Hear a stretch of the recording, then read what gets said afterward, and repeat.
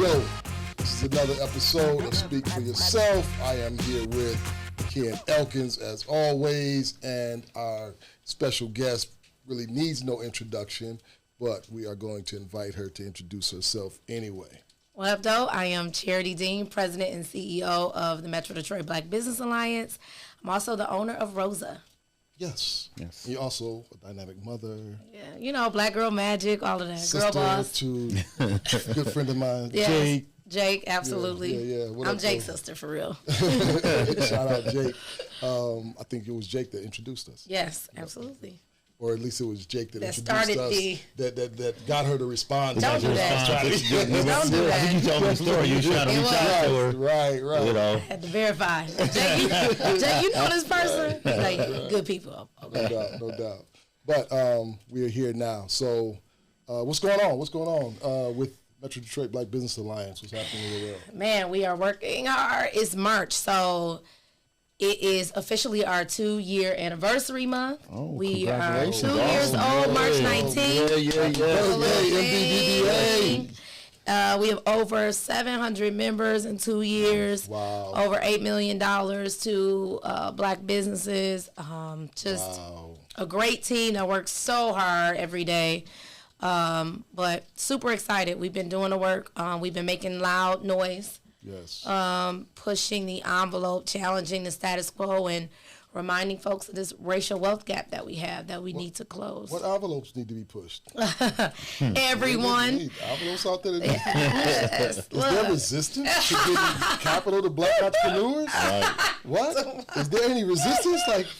Look, we our country was founded on principles of white supremacy, so we have to stop and acknowledge that, right? Which means our governments, right, are extensions of that. And so we have systems and structures in place that have intentionally contributed to this widening wealth gap between black Americans and white Americans. And unless you are just as intentional about tearing down those structures and systems, the gap will only widen. It won't narrow. So our goal is to do a couple things. So we have programs. We're we're saying we'll help you get access to capital. We'll help you with your business. But at the same time, we also say, okay, we're going to use our voice and our numbers to call on folks in these systems, right? These invisible structures that are keeping access away from black businesses. And so we use the program side, but that's never enough. We have to also advocate for policies that work. So nice. I got a follow-up question to that, and I want to hear both of y'all thoughts on that.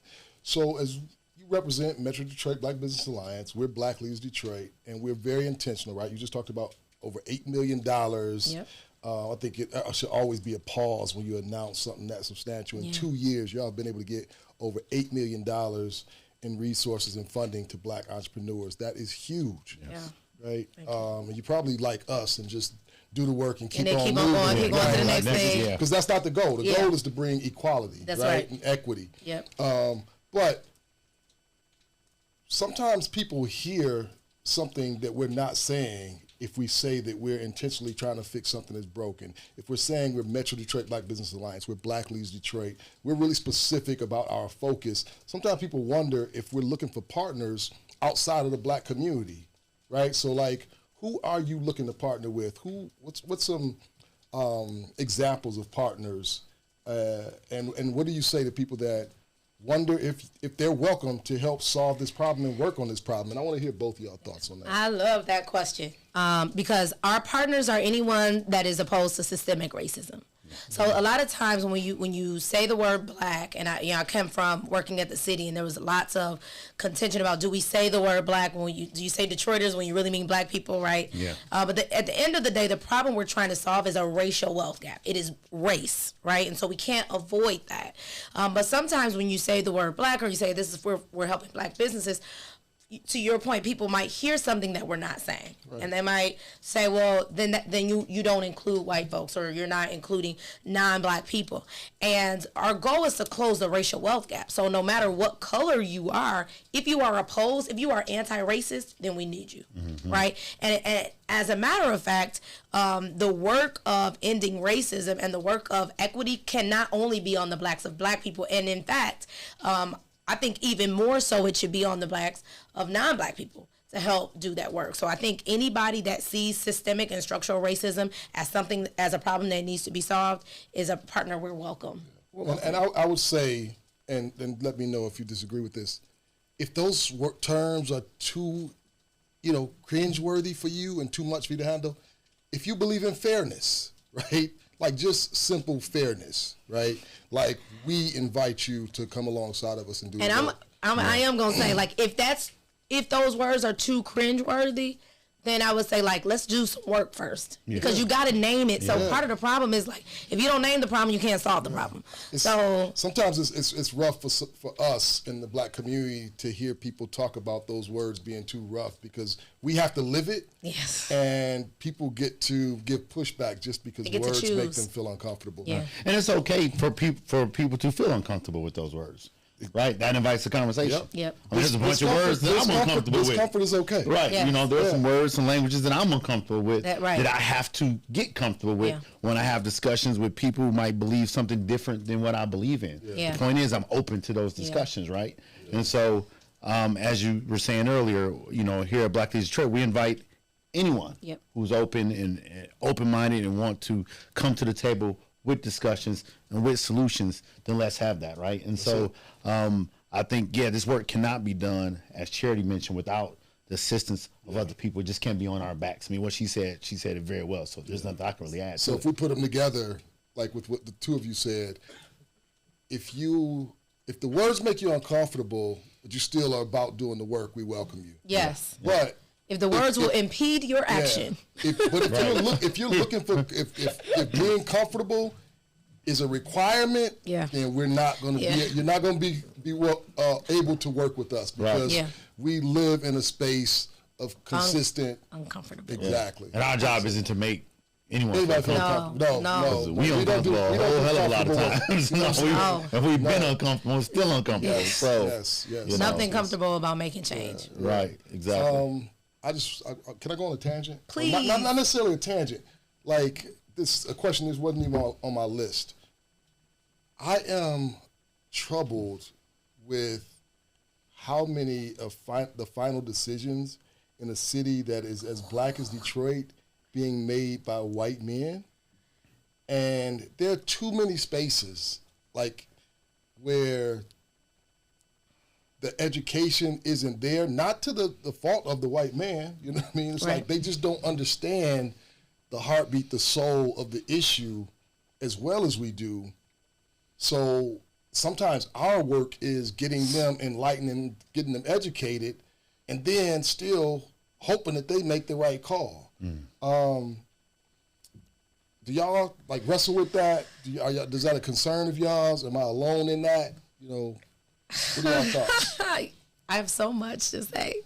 When we think about the city of Detroit and the percentage of black people that live here, that have lived here, right? And then you think about the power brokers, the people that make decisions. Who is deciding what? Who decides who gets what in Detroit? There is a vast disconnect from what the city looks like and who's making decisions about the people in the city. Mm-hmm. And that then presents not just a problem, but an opportunity, right?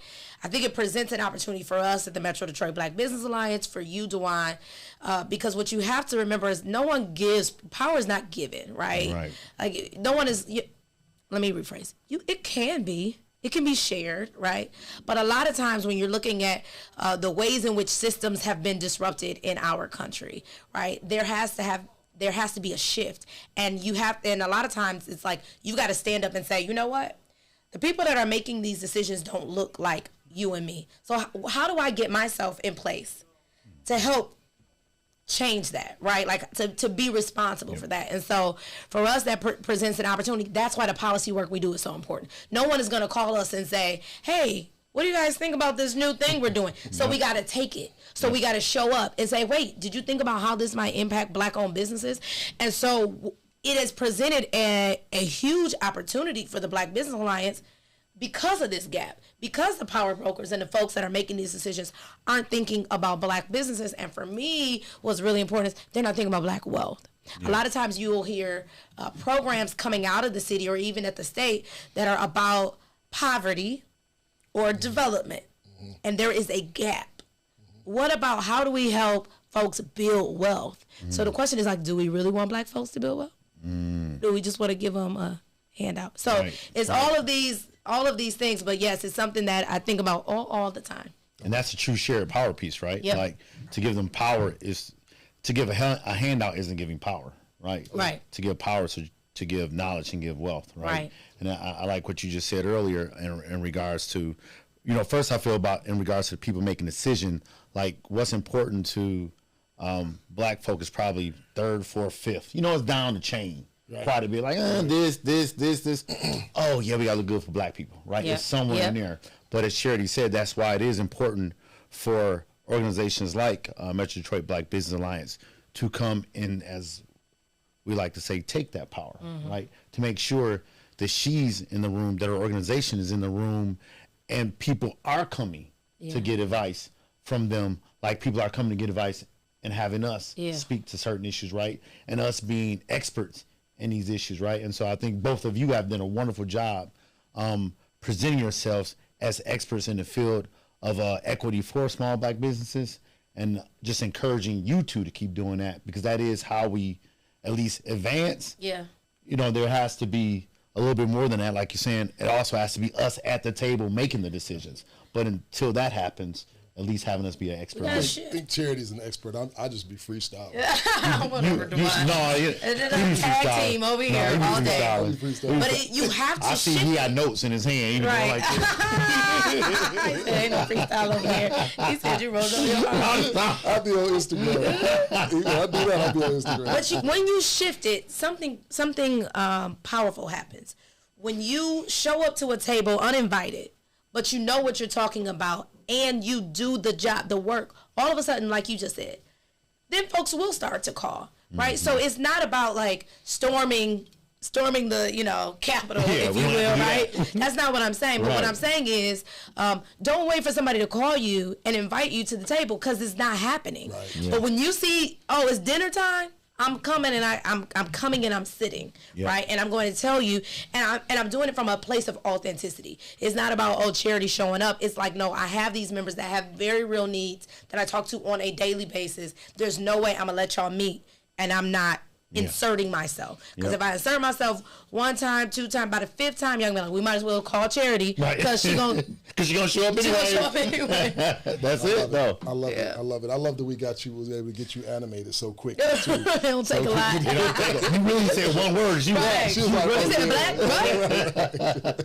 I think it's when we had no snacks for her earlier. Yeah. That's what got her. That's what got her started at the start. Yeah, no doubt. I think. So I'll jump in and do a quick segment, like kind of on the note, and you can speak to it yourself. So we do a segment, as we were talking about, angry Black woman, angry Black man. You just happen to identify as a woman. You are a woman. So the reason we think it's important here to do this segment is because oftentimes we are shamed about being angry, to the point where we walk in spaces and we're like, let me not show too much emotion. You know what I mean? Let me not be as big as I am, because somebody's gonna think I'm angry if I'm passionate. And what I like to say is, like, I am angry, and I'm always angry, right? But I'm always other things as well. I'm always hopeful. I'm always happy, and I try to let all of those emotions influence and inspire me. I just don't let any one of them run me. But I have no shame in being an angry Black man. You know what I mean? So we're going to invite you to be an angry Black woman and tell us what it is that inspires you and with the emotion of anger. So I think, is it James Baldwin that has that quote that says, like, to be black and also conscious of what's going on, you would be like in a perpetual state of anger? I would say typically the two of us are not the people to ask about quotes. But you're right. Okay. I was like, I knew that quote. I did too. But, Okay. but that's not going to be every time somebody comes and says a quote. Don't front. Right. And I didn't know the quote. Oh, well, I did. That's fine. So the things that, so the question is, what makes me angry? Yes. Inequality, inequities make me angry. It's so funny that you have this segment because I often like coach leaders and especially women and usually around purpose. And I always ask them what makes them angry because a lot of times you'll find your purpose in the thing that pisses you off, right? If you hate to see kids that aren't taken care of, you might need to be like in childcare, right? Health, if you like bad food, if that makes you angry. So I love that. I love this segment. What makes me angry is that it is so hard for us to move the needle on racism because of the heavy load of just acknowledgement. Right. Oh, my goodness. So we are fighting, we're fighting to acknowledge what happened. Right. In America, in our schools with curriculum, in Detroit. And we so quick to call out other stuff. Now, you say we don't. It's got to fight so hard to acknowledge what happened. So we can't. I'm a solution-oriented person, always has been. But when you can't even get an acknowledgement of the problem, it is essentially a commitment to staying right where we are. Right. And so one of the most frustrating things for me in the city is the lack of acknowledgement of the problem. What do I mean by that? Well, black people are owed a debt. That is a period. Black people in this country are owed a debt. Centuries of racism, right, of disenfranchisement, of stealing. Like, black people are owed a debt. Let's just stop that, period, right? But even if you say, if we could acknowledge that, which that is a controversial statement. Me saying that is controversial. That's what angers me, right? But the refusal to use the word black is another one that angers me. I'm gonna tell you why. So when I worked at the city, it was maybe 2019, right before COVID. I went on this thing, like anybody I was talking to, I'd be like, say black. When I say minorities, don't say people of color. Yeah. If you mean black, say black. And we are so afraid of that word, and for a myriad of reasons. Yeah. But imagine being afraid of saying, like, what does that mean? In Detroit. How can you be afraid to say that in Detroit, though? Right. Of all places. Because we have yet to acknowledge the problem. Because when I say black, then I have to acknowledge race. And when I say race, it makes me uncomfortable because I have not identified racism as a systemic issue of which I am a third-party participant. Because when I have power and I'm white and I hear race, I think you're talking about me. Yeah. And because I can't separate my whiteness from the system and structure of racism, it makes me nervous when you say black. Because white is the opposite of black. So... I want to dive into that. We're going to do a quick commercial, and we're going to pick right back up there. All right? Okay. Who is Brenda Williams? You can call her Woman for short. She's a speaker, biz coach, facilitator, educator, bilingual poet, and producer of cultural programs. Her work is interdisciplinary and intersectional: race, gender, culture, and spirituality. She has spoken on the stages of corporate, academic, religious, and faith-based institutions, as well as rallies, moderated panels, and served as an event host. Get the Be Intentional experience. Log on to BrehendaWilliams.com. That's BER-HENDA Williams.com. So I want to jump right back into that space. And for a number of reasons, I'm always going to say like what I feel in a space and not so much be worried about like saving people's feelings, especially when it comes from being uncomfortable. But I'm always trying to build a bridge. I just want the right people there, right? I want the right people. I want people that believe in fairness, believe in making it better. And I don't want anybody to think that, like Charity, Ken, Dewan, like Kai, that we don't want what's best for the whole. That's right. We want what's best for everybody. We don't not want white entrepreneurs and other entrepreneurs to have access to capital. We want them to have access to capital too. Yep. Right? We just want everybody to have equal access to it. Right? Like we want to right the wrongs, right? If I have people talk about, like, a news reporter asked me the other day, what do I say to a white person that gets uncomfortable when I say systemic racism? And interestingly enough, he said it before I did. You know what I mean? He used the term. But as we're talking about reparations, there's conversations about reparations, and that frustrates me that we're having conversations, that there have to be, like, no more data is needed. Thank you. We've researched it enough. Thank you. We don't need to continue to put energy, effort, resources there. But I don't think people understand that if we ever receive reparations, the same people that are upset because they got to put money in the pot, guess what?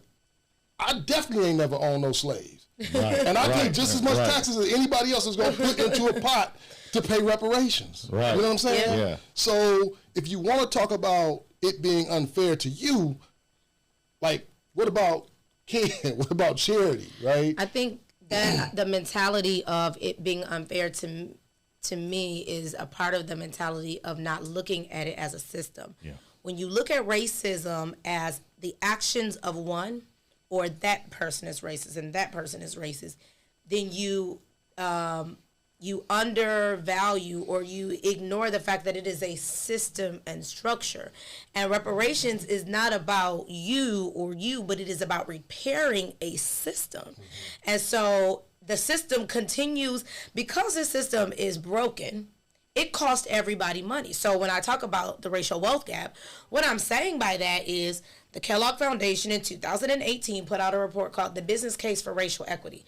If we close the racial wealth gap in the state of Michigan, the state stands to gain $92 billion. The system is broken and it costs us all. So when you look at it from if you get reparations, then I'm not going to get anything, then that is a mentality of you're not looking at it from a system. And that's why we have to approach this idea of equity from a systematic approach. I can't look at it as like it's you versus me. It is us versus the system, and we have to repair it. It's costing us money, and it's contributing to a widened and broken system. Yeah, so it's a country that we all inherited. That's right. Right, that we all in some ways benefit from the things that are working well. Yep. But we all suffer from the things that aren't working well, that are broken. So it's on us all to work to fix it. And some have suffered a little bit more than others. A lot more. I would say a lot more. To where a lot more, to where the whole equity piece comes from, right? So then with that being said,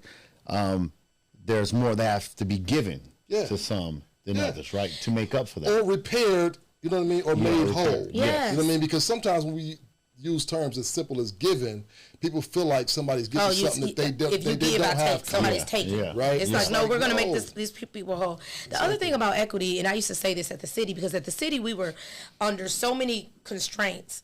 There was a statewide initiative that banned racial preferences in contracts. Racial in the early 2000s. Don't we know? We're aware of that. And so I could talk about that all day. But at the same time, as the director of civil rights, I saw this need to push for equity. So we had a lot of constraints, and I chaired what we had as the Equity Council, and I would have all of the department heads. I reported to the mayor on the Equity Council, and we had all the department heads coming together to say, how do we make this city more equitable? The thing that you said about white businesses and other small businesses, the thing that I always say to city council or anybody about the work we're doing as a Black Business Alliance is that when you're doing the work of equity and you're doing it for the least of these, everybody benefits. When we fought about the restaurant food ordinance, we did it because we, as our goal, right, to help Black-owned businesses, and this was a policy that we thought would hurt Black businesses. Guess what? It'll hurt white businesses too. Yeah. And so the benefits of equity, when we were at the city, it was like, okay, how do we make processes simpler? Guess who benefits from that? Everybody. Yeah. When you think about, I heard a quote I was at this event. I heard a quote about the, the curb cuts that are on the sides of the sidewalks. Those are for people in wheelchairs to have access to the sidewalk. But if you're loading up to try to go into you got a dolly full of equipment because you're moving, you benefit from that curb cut. Right. If you're a mom with a stroller, you benefit from that curb cut. That curb cut was for people in wheelchairs, but we all benefit. You skating, you riding on your bike. Guess what? You benefit from. Slide up in there. You benefit from that curb cut. And so when you look at your work of equity and say, how do I help the most disenfranchised, the most intentionally disenfranchised in our country? Right? Guess what? Everybody's going. The system begins to repair. Love that example. That was a great example. You're right, because everyone benefits. Yep. Yeah. So, what are you working on currently? Define working on. And which group, which organization? Right. Run like 20 things. What do you mean? I know that there was recently some things that happened in the downtown area. Do you want to talk about that a little bit? Yeah. So policy-wise, we've got some opportunities to do some bold things. I spoke at the Detroit Policy Conference, and I used a quote that said, "Only those that do the absurd can achieve the impossible." And I found it changed my life. I truly believe it. And I think in Detroit, we have opportunity to do bold things. District Detroit is happening right now, and we've been working with the folks down there to advocate for Black businesses in that project. 375, I have no idea what is happening, but we have some opportunities to really be bold about closing this racial wealth gap. We have opportunities to repair the system in Detroit. Even if you just look at Detroit data alone, right, where Black businesses are downtown, do they have access to be downtown? Do they have access to land? Do they own anything downtown, right? How do we repair that system? And I think both of those are opportunities for the powers that be to do something about it. We've been very kind of loud about it in terms of what we want to see. But bigger than that, I think Detroit has the opportunity to do so much more. I think I know we have the opportunity to be absurd, right? To be radically different, to be the one city that gets it right. The one city in our country that helps to close the racial wealth gap. I have no doubt that we could do it. Zero doubt. So the question is, who's going to join us in this fight, right? And are we going to get it done? But we have an opportunity in Detroit to be better than we are. All right. Next time, come ready for me to ask you who you want to see join you in this fight. Oh. We'll call them out by name and organization. Okay. Who's going to call them by name? Name and organization. And I'll go first. Oh, you know what I'm okay. Yeah. So as we talk about 375, right, and we know we got to get you out of here soon, but the backdrop is from Black Bottom. Yes. Right? And talking about filling it in, got the money to do it. I'm sure that there's going to be a lot of plans and discussions to talk about how to do it right and whatnot. Folks are probably still going, when folks are running around campaigning and talking about it, they probably going to say Black some, and then they're going to stop talking about like being Black specific with resources when it comes time to divvy up resources, right? That's what's going to happen. What's your fear? Like, what are you afraid could and might happen? My fear is that Black people get no land. Yeah. First and foremost. First fear is that Black people get no land. My second fear is that we do historical markers to remember Black Bottom, but there's no reparations. Yeah. That there is not a set aside for Black entrepreneurs in it. That Black people get no free rent, even if they're okay, right? Like, my fear is that everything that we do is going to be symbolic, and there will be no transfer of wealth. Yeah. So talk about when you say symbolic. Get and free. For anybody that's not familiar with 375, and we'll get Jamon Jordan here to do the whole history He's lesson, expert, right? Yeah. But I don't want somebody that's watching this to think that you're asking for something to be given. No. Right? Yep. You use the term repair, and people might miss what you mean by that. So all these businesses were owned by Black people that you see on this picture behind us. So that was stripped from them, the ownership of their land, their homes, and a lot of people did rent back then. But But not so. When you think about Black Bottom, so you think about the policy of urban renewal, which only happened in Black communities. Why is that important? So it's not just, you can't even do an apples to apples comparison, because you might say, well, legally, I'm a lawyer, right? Eminent domain, which means the government cannot take land without giving just compensation, right? But I can promise you that in this area, there was no just compensation. So that's the first thing. Second thing, in the 50s and 60s, you still had redlining. So it's not just that, like, oh, we're going to move you out and be free and go where you want to go. Yeah. My great-grandmother was the second Black family in Rosedale Park in 1973. 1973. Second. So not only did we tell Black people, you actually can't live here. You have to live here in Black Bottom. Because people, let me be clear, like, there wasn't lots of options, right? You had to live here. So if you did own a business there, it was a thriving, very heavy commercial corridor, commercial district. And then, because of redlining, if you did own property, the government did not assess the value equally to what it would have been, because it's redlining, which means that this is the area where Black folks are, so we're going to undervalue the market. Yeah. We probably not even giving Black people loans here. And then when you leave, I don't know where you're going, because redlining did not become illegal to the end of like 1969, early 1970. Okay. So it's not just, oh, the government came and we gave you a check. It is that you had nowhere else to go. Then we made you move, and you still don't have nowhere else to go. Yeah. And then the opportunities that's lost. So there were generations of business owners. So we had one of our members, God rest his soul, he passed away. But when we first started talking about this, he said his grandfather had a cleaners, and then his dad had a cleaners in Black Bottom. Okay. So like where were they going? The trajectory. So the lost opportunity also needs to be repaired. Yeah. And so my fear is that we're going to have a plaque. Like, my fear is that they'll put up some artwork. They'll give everybody a shout out. Yeah. There's some artwork. A statue with a plaque on it. But the idea of repairing the lost wealth. Right. Yeah. And that's going to be prime real estate, right? Yeah. Like, we know where it's located, Yeah. right? So how do you decide who gets land if the state owns it? Yeah. I don't think y'all said, why was it destroyed again? I mean, I know why, but somebody might not. Yeah, freeways, urban renewal. Because highway, 375, right? 375, part of 75, but we needed to be able to get, from Eastern Market to downtown fast? Fast. That part. Right. And the crazy thing is I've seen some of the preliminary drawings, and it's like, oh my God. So if it was so important then, why is it not important now to where they're feeling it?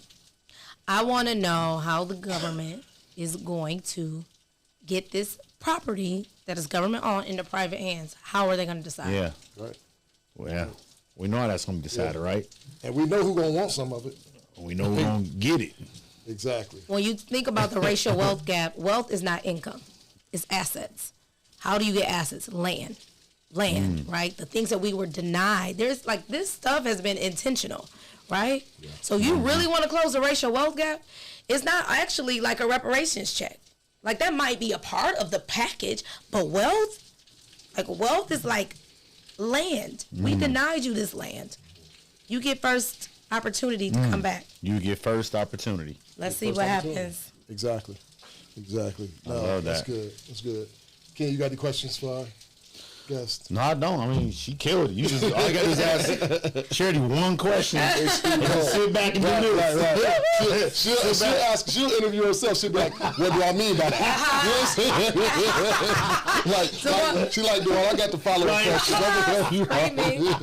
Screaming. Love it. I love it. It's my life's work. I was born to do this. We can definitely tell. Where y'all going in 2 years, right? Like I'm normally up to speed and up to date on what's happening. I know what we're going to be working on in 2025. What's MDBBA going to be doing in the next 2 years? Well, the goal is to have a building. Okay. So we want to have a permanent building that is accessible to our members. We want to be heavily engaged in policy even more than we are now. Okay. We've talked about establishing a PAC, to really make impact on elections. 2025 will be a mayoral election in the city of Detroit. And so we're going to be, the goal is that one of the other goals that we have, which we haven't talked about publicly yet, but there really should be a CDFI, and we can talk about to bank pipeline.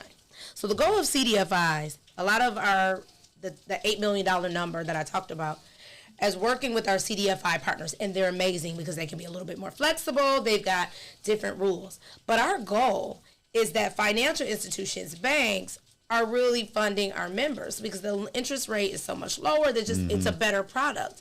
And so one of the things that we have not seen in the ecosystem is a CDFI to bank pipeline. What does that mean? If I have a business owner that got a loan through a CDFI, I've paid you off on time for 5 years. Yeah. Why are you not bankable? Right. Yeah. Yeah. Why are our CDFIs in the business of putting themselves out of business? Yeah. So we'll be working on that, and we're gonna start on that this year. But it's gonna, politics, right? But policy and all those things. But at the end of it, I want to be able to say, look, congratulations, you paid off. Now let's get you to scale, and we're gonna get you now at a 3%, whereas you've been paying 9%. And so yeah, and we would definitely like to be a part of that. In regards to those. When you're on the front part of it, right? Really. But making sure, but part of that, making sure that they're bankable, right? Yeah. Like that's where we want to be, because right now, as they're borrowing loans, we have a lot of dependable borrowers who paying back their loan on time. Great folks, great vision, doing great work, right? But now making sure that they are bankable. Exactly. Even in It's gonna be different for them though. They coming from that 0% though. They're gonna be feeling like. But I really hope also in 2 years that you guys are fully funded. Like that you don't worry about the money, because the work that you are doing makes our job easier. It's unapologetic. It's exactly with what we need. So. Yeah. Oh, thanks. It has been great having you. My pleasure. Thank you. You kicked off Woman History Month. Yay! Yeah, cool. And we can't have her on the show. We're going to end Woman History Month with her as well. Boom, let's get her back on at the end of the month. I'm with it. At the end of the month. I'm here with it. I like that. I'm here with it. Are we going to record it today and just post it? Yeah, you'll do that. You got the same we got the same makeup on. Must be the Woman History Month. No, it's been good. Thank you. So you have heard from the Charity Bean right here on Speak for Yourself. Thanks for hanging out with us. Peace.